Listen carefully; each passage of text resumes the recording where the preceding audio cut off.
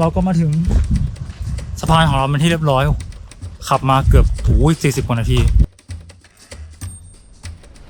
ครับ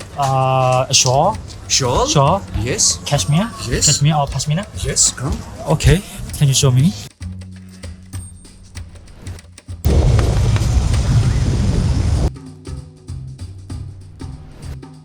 ทางของผมวันนี้ก็ไม่มีอะไรมากเดี๋ยวจะขี่มอเตอร์ไซค์เล่นรอบๆเมืองเลนี่แหละแต่คงไปไหนไกลไม่ได้เพราะว่าซีซีมอเตอร์ไซค์มันน้อยเป็นแค่สกูตเตอร์เนี่ยไม่ใช่บิ๊กไบค์คันใหญ่ที่ผมใช้คำว่าเราเพราะว่าผมเป็นคนซ้อนไง Good morning, guys. Welcome to Leh. Today is our third day in Leh, and today we are going to take you to the Indus River. So stay tuned.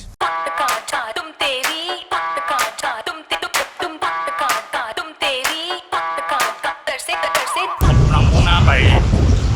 เมืองอะไรก็ไม่รู้ไม่เคยได้ยินมาก่อนแต่เชื่อใจคนท้องที่ฉันมันจะต้องสวยแน่นอนอันนี้น่าเป็นแคมป์ทหารค่ายทหารมีป้ายเตือนนะว่า Trespass will be shot dead โอ้ใครที่ลุกล้ำเข้าไปในอันนี้คือโดนยิงตายเลยนะโหมันขนาดนี้เลยเหรอเดี๋ยวคือตอนนั้นขับมาทางซ้ายมือผมเจอ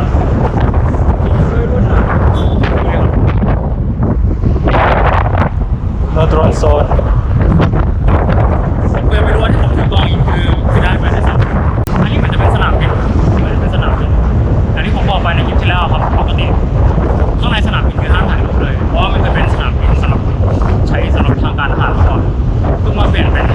ใช้สำหรับเชิงพาณิชย์เมื่อไม่นานท่ามกลางพื้นที่แห้งแล้งทั้งหมดนี้มีพื้นที่สีเขียวอยู่ตรงกลางเห็นไหมครับ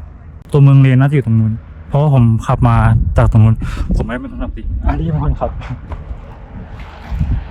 Do you know the name of it? No? It's I will call it Indus River. Okay I will call it the small oasis Indus River and Fay Village. Okay So Fay Village is this is the road to the Fay Village. ผมไม่รู้ว่ามันคืออะไรแต่ว่าเอาเป็นว่าเป็นโอเอซิสเล็ก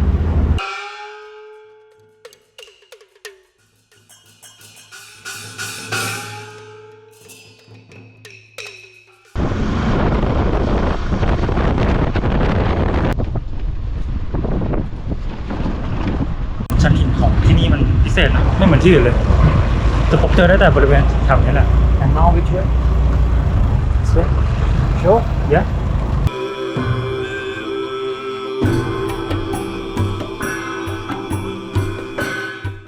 หนึ่งในสนามบินที่บินลงแล้วก็บินขึ้นยากที่สุดของอินเดียตัวเมืองของโลกด้วยซ้ำเทียบเท่าความยากคือบินลงตรงเนปาลเอเวอเรสต์เบสแคมป์ประมาณนั้นเลย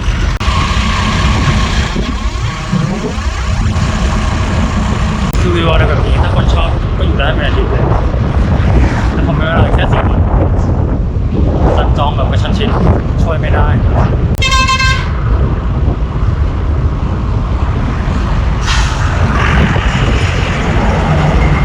คือทางนี้มันไปพระราชวังสต็อกได้แต่ผมยังไม่เห็นที่แววป้ายตรงข้างหน้าทางเข้าบอกว่าอีกประมาณ5 กิโลเมตรถึงพระราชวังสต็อกแต่เราจะไปแวะพักที่คาเฟ่หนึ่งก่อนชื่อว่าคายาซึ่งก็ได้รู้ว่าเป็นยังไงไม่เคยมา Okay, guys. What you see on your left, this circular thing, is the Lima Lima Hotel VR DME, which is used by all the aircraft to navigate into Leh Airport. So, have a look. มาคนละข้อก็จะอย่างนี้นะมาคนเดียวถามว่าจะรู้ไหม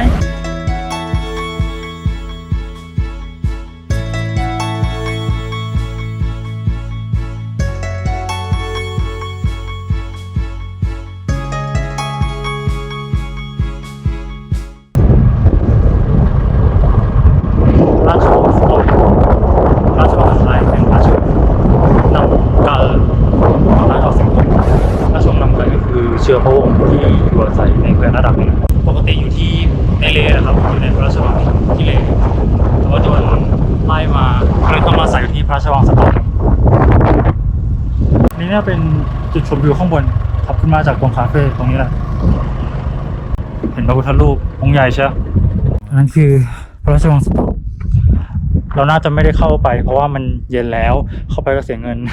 แล้วก็ถ่ายรูปข้างในไม่ได้คือถ้าใครอยากเห็นต้นไม้ต ตัดสลับเป็นสีเหลือง แนะนำว่าให้มาช่วงกันยาตุลาเผื่อบางคนจะชอบสีต้นไม้ตอนนั้นมากกว่า แต่ผมยังไงก็ได้ครับตัดไปที่ไม่ให้ออกซิเจนเพราะไม่งั้นมันจะแรงกันไปเลย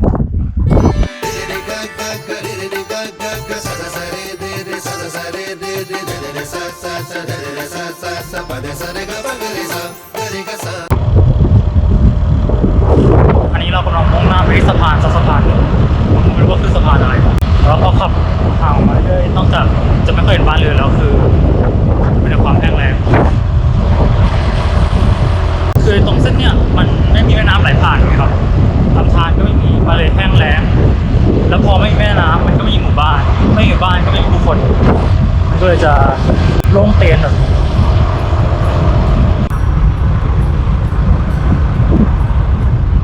เราก็มาถึงสะพานของเราเป็นที่เรียบร้อยขับมาเกือบ40 กว่านาที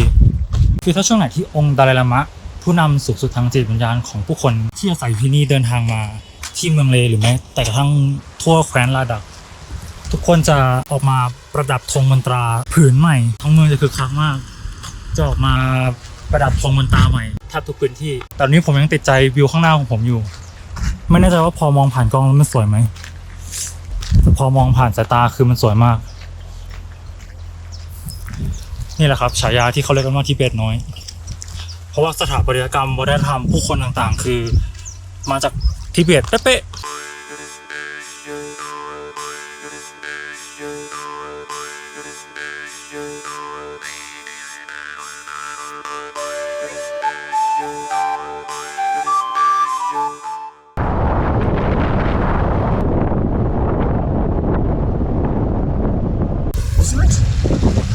Sunset. Sunset What a spot Perfect spot. Perfect spot คิดว่าอีกประมาณนาที2 นาทีมันก็จะตกลงไปโอเคเรามาชมพระอาทิตย์ตกพร้อมกันบนข้างทางฟุตบาทไม่ได้ฟุตบาทด้วยซ้ำเป็นทางเดินหินก็ปลอดภัยสุด अब यहाँ से हाईवे आ जाएगा. ๆจุเล่ चले संगम चलोगे चल कितने रुपए 3,000 2,000 1,000 1,000 1,000 Yes, no, no. So, 2,500 that's a good deal ada ya 2,500 2,700, yeah? 500 okay 500 700. 500 700 is I don't have 700 it's 500 okay I'm alone yeah okay. 200, 500. 500 okay thank you 2,500. Okay. okay thank you Okay, come. thank you so I want to go to Sangam Yeah, yeah, Sangam. where Indus River and Sanskar River joint yeah yeah เดี๋ยวไว้กลับมาจากสังงามเรียกชื่อไม่เคยถูกเลยเอาเป็นว่าเดี๋ยวไว้กลับมาที่เดี๋ยวพาไปเดินเล่นที่ตลาดแล้วก็ขึ้นไปพระราชวัง Are you Tibetan or Ladakhi? Nadaki. Ladakhi Yeah, yeah. born and raised here Yeah. okay okay คือพอขับออกมาจากเมืองเลตรงตัวเมืองเราเห็นว่าความเจริญมันจะไม่เข้ามาถึงคือในตัวเมืองอะไรยะ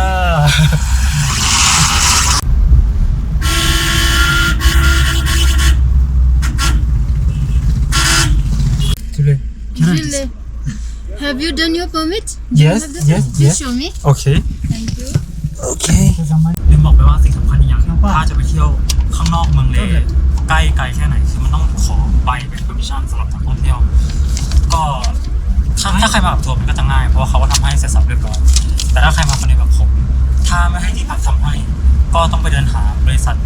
ทัวร์ในการเอาชื่อเราเนี่ยไปใส่กับกรุ๊ปทัวร์อื่นเพราะว่าเขาไม่อนุญาตให้ใส่ชื่อคนเดียวเดินทางแต่ทีนี้ผมก็เดินทางคนเดียวเนาะไม่ว่าชื่อผมอะจะไปอยู่รวมกับคนอื่นแต่ก็ผ่านมาได้ तुम तेरी तुम तुम तुम तेरी कर से तुम तेरी तुम तुम तेरी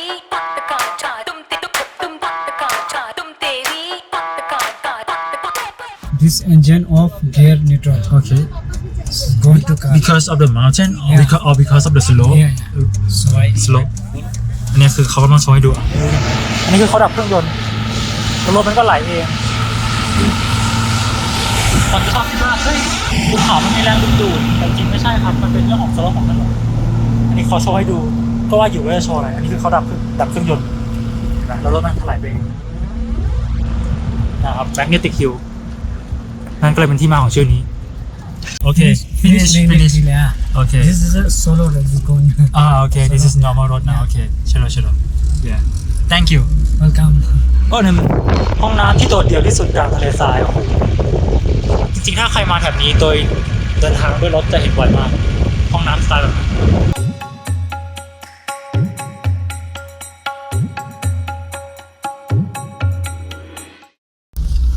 โอเคเดี๋ยวลงมาซักผ้าแป๊บนึงอันนี้เป็นแม่น้ำอินดัสเขาเรียกอินดัสก็คือแม่น้ำสินธุอันนั้นคือแม่น้ำซันสกาจะเห็นว่าสีมันตัดกันชัดเจนคือถ้ามาช่วงกันยาตุลาแม่น้ำสินธุตรงเนี้ยมันเป็นสีฟ้าใสสวยมากแต่พอมาช่วงหน้าร้อนหิมะมันละลายมันก็เลยไปปนกับหินดินทรายโคลนต่างๆมันก็เลยเป็นสีนี้แทนแล้วมันก็จะไหลรวมกันตรงนี้ไหลออกสู่ปากีสถาน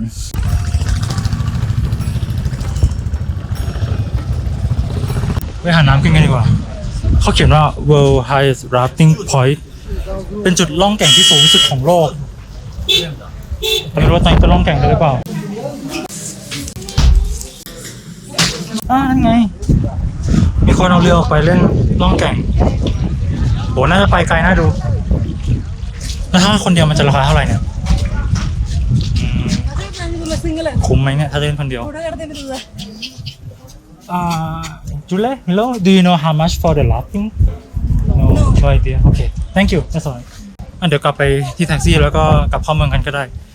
เดี๋ยวไปเจอกันที่ตลาดเมืองเลยครับ ที่ว่ามาสัมผัสประสบการณ์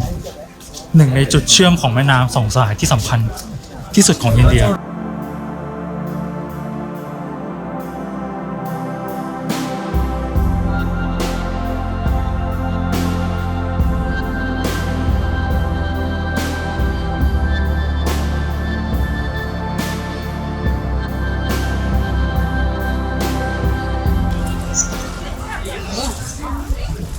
และนี่ก็คือโฉมหน้าคร่าวๆของตลาดในเมืองเลย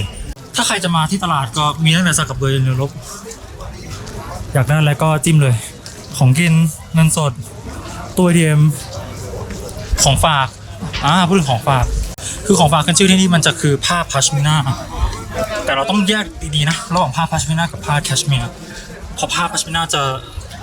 ะดูมีเกรดกว่าคนที่นี่เขาจะยกระดับผ้าพัชมินาให้ดูสูงกว่า You are the owner of this shop? Yes. Do you have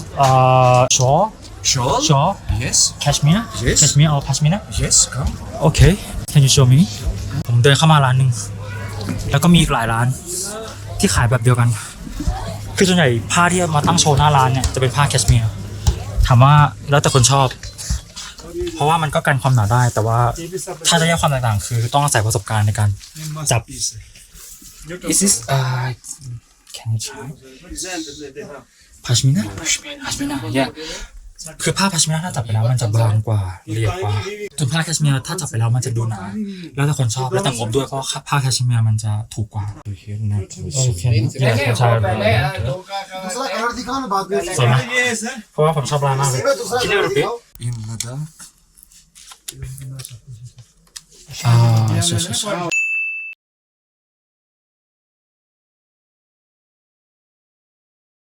Or do you have something that I can cover my face? Yes. I have Okay, can you show me the cheap one? It doesn't have to be pashmina. It can be anything. No, it is pashmina, semi-pashmina. Semi pashmina. Yeah. 1,500. Okay. Yes. Then you can go to Leh Palace. You have to take only this and Sure. no dust coming nose. โอเคได้ไปแล้วผ้าปิดจมูกไม่ไหวฝุ่นไปเยอะจริงคือผมก็ไม่มาที่มันจะถูกหรือแพงตอนนี้ขออะไรก็ได้ปิดจมูกไปก่อนตรงนี้จะเป็นร้านอาหารร้านคาเฟ่เพียบเลยข้างบนจะเป็นร้านคาเฟ่ชื่อดังอันนั้นก็ร้านคาเฟ่ชื่อดังร้านชื่อบราซิลคาเฟ่กับลาเวนด้าคาเฟ่วิวดีเห็นคนเดินไปเดินมาน่าไปทางนี้นะโอ้ขายผลไม้สดคืออย่างหนึ่งที่ผมชอบของที่นี่คือเวลาเขาขายของสดเนี่ยเขาจะไม่ตั้งที่พื้นเพราะฝุ่นเยอะเขาจะตั้งแบบไล่ระดับขึ้นไปเพราะมันอย่างนั้นมันก็กันฝุ่นได้ดีกว่าตั้งพื้น What's your name? Tahir. Nice to meet you. Could you do me a favor?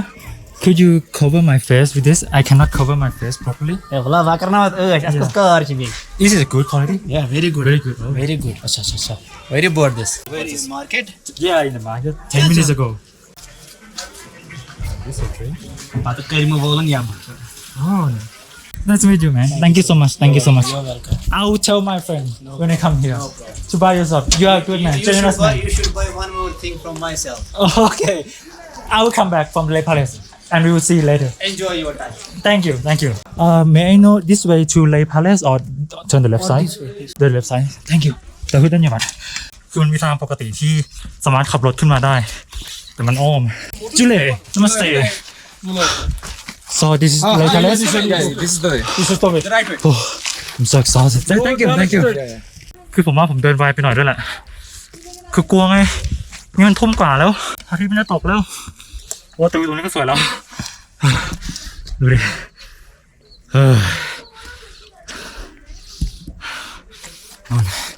จุดหมายปลายทางของเราอยู่ข้างบนเดี๋ยวนะได้ทางนี้แหละแต่เราก็ต้องไปต่อแต่จริงๆวิวตรงเนี้ยครับเดี๋ยวปีนก่อนวิวตรงนี้ก็เห็นเมืองของเลทั้งเมืองแล้วนะแออัดทีเดียวอันนั้นน่าเป็นท่ารถบัสนะครับหรือไม่ก็เป็นที่จอดรถของแท็กซี่ถ้าผมเดาไม่ผิดไม่ได้ใส่แว่นด้วยแต่เนี่ยตลาดเมืองเลที่เพิ่งเดินผ่านมาเมื่อกี้นี้ถ้าคนอินเดียเสีย25 รูปีอ้าว visitor from Bimstek country รวมถึงไทยแลนด์ด้วยก็เสีย25 รูปีแค่โชว์พาสปอร์ตเขาปิดแล้วหรือเปล่าจุเล่is it closed already Yes, it's close. ใช่ thank you ข้างหลังคือพระราชวังเลสร้างในแบบพระราชวังโพตาราที่ทิเบตทำไมถึงสร้างในแบบเพราะว่าคนทิเบตส่วนใหญ่ก็เคลื่อนย้ายอพยพมาอยู่อาศัยละแวกนี้เพราะที่นี่ถือเป็นทิเบตน้อยของอินเดียแล้วก็คือเป็นพระราชวังที่กษัตริย์ชนชั้นสูงเชื้อพระวงศ์ต่างๆของราชวงศ์นำกันเคยอยู่อาศัยก่อนที่จะโดนขับไล่จนต้องมาอยู่พระราชวังสต็อกที่ผมบอกไปเมื่อวันก่อนนู่นน่ะที่ขับรถผ่านไม่ได้ขึ้นไปข้างบนเหมือนผมจะเป็นคนโชคไม่ดีที่ไม่เคยได้เข้าไปในพระราชวังเลยเดี๋ยวให้ดูวิวพระอาทิตย์ตกแล้วกัน